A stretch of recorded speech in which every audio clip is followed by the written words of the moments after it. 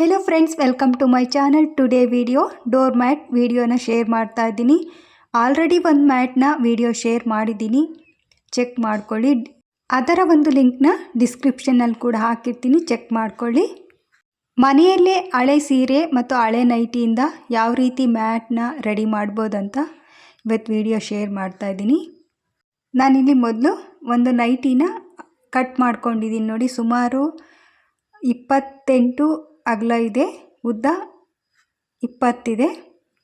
2 ಪದರನ್ನ ತೊಗೊಂಡಿದ್ದೀನಿ, ಮೇಲೆ ಮತ್ತು ಕೆಳಗೆ ಒಂದು 2 ಪದರ ಇದೆ. ಒಟ್ಟು ಟೋಟಲ್ಲು 28 ಅಗಲ ಇದೆ, 20 ಉದ್ದ ಇದೆ. ಇವಾಗ ಕೆಳಗಿನ ಪದರು ಹಾಗೇ ಇರಬೇಕು, ಮೇಲಿನ ಪದರನ್ನ 1 ಇಂಚು 4 ಕಡೆನೂ ಕಟ್ ಮಾಡ್ಕೋಬೇಕು. ಕೆಳಗಡೆ ಎಕ್ಸ್ಟ್ರಾ ಇರುವ ಬಟ್ಟೆನ ಫೋಲ್ಡ್ ಮಾಡಲಿಕ್ಕೆ ಬೇಕಾಗುತ್ತೆ, ಮುಂದೆ ತೋರಿಸ್ತೀನಿ. ನೋಡಿ, ಇವಾಗ ಮಾರ್ಕ್ ಮಾಡ್ಕೊಳ್ತಾ ಇದ್ದೀನಿ. 4 ಕಡೆನೂ 1 ಇಂಚು ಕಟ್ ಮಾಡ್ಕೋಬೇಕಾಗುತ್ತೆ. ನೋಡಿ, ಇವಾಗ ಮಾರ್ಕ್ ಕೂಡ ಮಾಡಿ ಆಗಿದೆ. ಕೆಳಗಡೆ ಪದರನ್ನು ತೆಗೆದಿಟ್ಕೊಂಡು ಇದು ಸಪ್ರೇಟ್ ತೊಗೋಬೇಕು. ಸೈಡ್ ಎಲ್ಲ ಕಡೆನೂ 4 ಕಡೆನೂ 1 ಇಂಚ್ ಕಟ್ ಮಾಡ್ಕೊಳ್ತಾ ಇದ್ದೀನಿ. ಸ್ಟಿಚಿಂಗ್ ಬಗ್ಗೆ ಸ್ವಲ್ಪ ಐಡಿಯಾ ಇದ್ದರೆ ಸಾಕು, ಇದನ್ನು ಆರಾಮಾಗಿ ಮಾಡ್ಕೋಬೋದು ಮ್ಯಾಟ್ನ. ಇದು ಕಲೀಲಿಕ್ಕಂತೂ ತುಂಬ ಸುಲಭವಾಗಿದೆ, ಯಾರು ಬೇಕಾದರೂ ಇದನ್ನು ಸ್ಟಿಚ್ ಮಾಡ್ಬೋದು. ನೋಡಿ, ಇವಾಗ 4 ಕಡೆನೂ ಈ ರೀತಿ ಕಟ್ ಮಾಡಿ ಆಗಿದೆ. ಇವಾಗ 2 ಜೋಡಿಸ್ಕೋಬೇಕು, ಒಂದು ಕೆಳಗಡೆ ಒಂದು ಮೇಲೊಂದು. ನೀವು ಎಷ್ಟೇ ಉದ್ದ ಮತ್ತು ಅಗಲ ತೊಗೊಳ್ಳಿ, ಮೇಲಿನ ಭಾಗ ಮಾತ್ರ ಈ ರೀತಿ 1 ಇಂಚು ಕಡಿಮೆ ಮಾಡ್ಕೋಬೇಕಾಗುತ್ತೆ. ನಂತರ 2 ಪದರನ್ನ ಈ ರೀತಿ ನೀಟಾಗಿ ಜೋಡಿಸ್ಕೋಬೇಕು. ಈ ರೀತಿ ಜೋಡಿಸ್ಕೊಂಡ್ಮೇಲೆ ಇವಾಗ ಮತ್ತೆ ಮಾರ್ಕ್ ಮಾಡ್ಕೋಬೇಕು.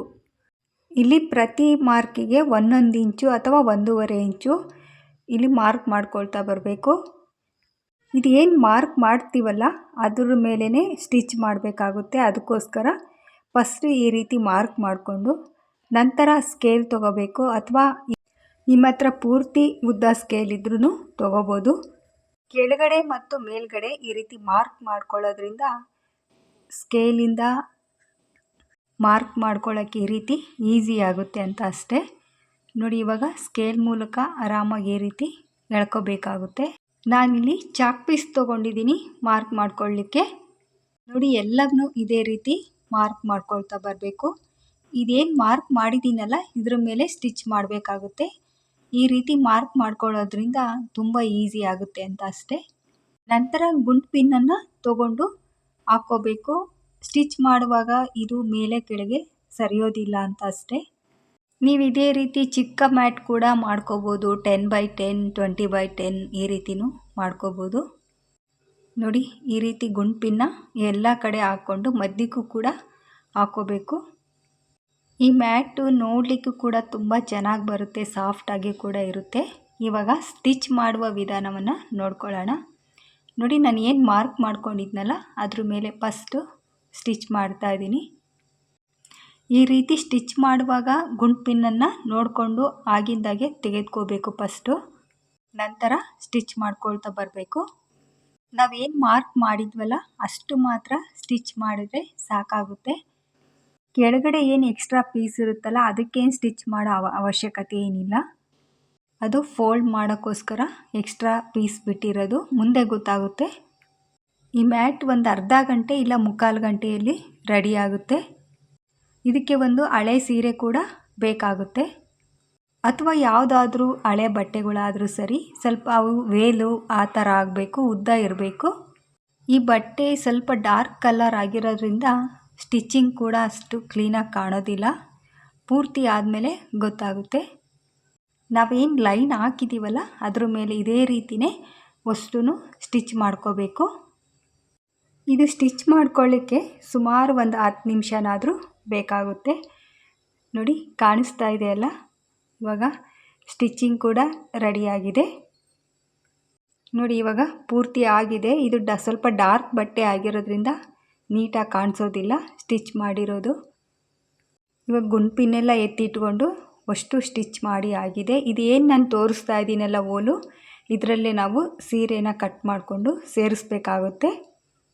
ನಾನು ತೊಗೊಂಡಿರುವ ಈ ಮ್ಯಾಟ್ ಸೈಜ್ಗೆ ಒಂದು 3/4 ಭಾಗ ಸೀರೆ ಅಂತೂ ಹೋಗಿದೆ. ನೋಡಿ ಇದು ಕೂಡ ನನ್ನ ಮನೆಯಲ್ಲಿ ಮಾಡಿರುವ ಒಂದು ಮ್ಯಾಟು. ಇದು ತುಂಬ ಹಳೆ ಮ್ಯಾಟ್ ಇದು. ಈ ಮ್ಯಾಟ್ಗೆ ನಾನು ಹಳೆ ಕಟ್ ಮಾಡಿರುವ ಪೀಸ್ ಏನಿರುತ್ತಲ್ಲ ಆ ಬಟ್ಟೆಗಳನ್ನು ಹಾಕಿ ಸ್ಟಿಚ್ ಮಾಡಿದ್ದೀನಿ. ಸುಮಾರು 4 ವರ್ಷ ಆಗಿದೆ ಈ ಮ್ಯಾಟ್ ರೆಡಿಯಾಗಿ, ಏನೂ ಆಗಿಲ್ಲ.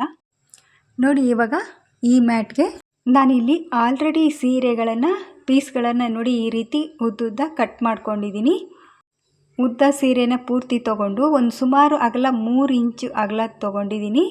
ಈ ಥರ ಪೀಸ್ಗಳನ್ನು ಮಾಡಿಕೊಂಡು ಒಂದೊಂದು ಹೋಲ್ಗೆ 2 ಪೀಸ್ನ ಸೇರಿಸ್ಕೋತಾ ಇದ್ದೀನಿ. ಈ ಸೀರೆಗಳನ್ನು ಸೇರಿಸ್ಕೊಳ್ಳಿಕ್ಕೆ ಒಂದು ಸೇಫ್ಟಿ ಪಿನ್ ತೊಗೊಂಡಿದ್ದೀನಿ. ನೋಡಿ ಇವಾಗ ಹಾಕಿ ತೋರಿಸ್ತಾ ಇದ್ದೀನಿ.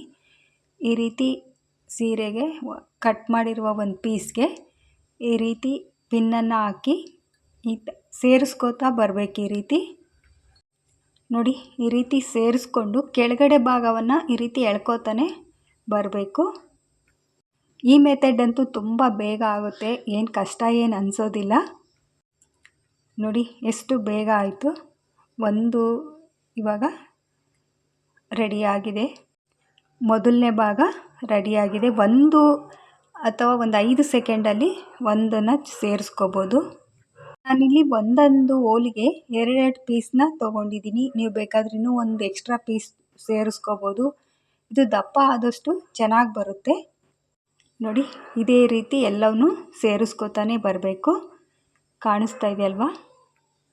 ನೋಡಿ ಸೇರಿಸಿ ಆಗಿದೆ. ಇವಾಗ ಇದೇನು ಮೇಲ್ಗಡೆಯಿಂದ ಸ್ವಲ್ಪ ಎಲ್ಲ ಒಂದೇ ಸೈಜಲ್ಲಿ ಎಳ್ಕೋಬೇಕಾಗುತ್ತೆ. ನಾನು ಎಳ್ಕೊಂಡಿದ್ದೀನಿ. ಇವಾಗ ಸ್ಟಿಚ್ಚಿಂಗ್ ಮಾಡಲಿಕ್ಕೆ ಫೋಲ್ಡ್ ಮಾಡಲಿಕ್ಕೆ ಬೇಕಲ್ಲ, ಈ ಎಕ್ಸ್ಟ್ರಾ ಏನಿದೆಯಲ್ಲ ಇದನ್ನು ಕಟ್ ಮಾಡ್ಕೊಳ್ತಾ ಬರಬೇಕು. ನಾನಿವಾಗ ಏನು ಕಟ್ ಮಾಡ್ತಾ ಇದ್ದೀನಿ ಅದೇ ರೀತಿ ನೀಟಾಗಿ ಕಟ್ ಮಾಡಬೇಕು. ಯಾಕಂದರೆ ಕೆಳಗಡೆ ಒಂದು ಪಾತ್ರೆ ಇರುತ್ತಲ್ಲ ಅದು ಕೂಡ ಕಟ್ ಆಗುತ್ತೆ. ನೋಡಿ ಹುಷಾರಾಗಿ ಕಟ್ ಮಾಡಬೇಕು. ಇವಾಗ ಇದನ್ನು ಫೋಲ್ಡ್ ಮಾಡಿ ಸ್ಟಿಚ್ ಮಾಡ್ಕೋಬೇಕು.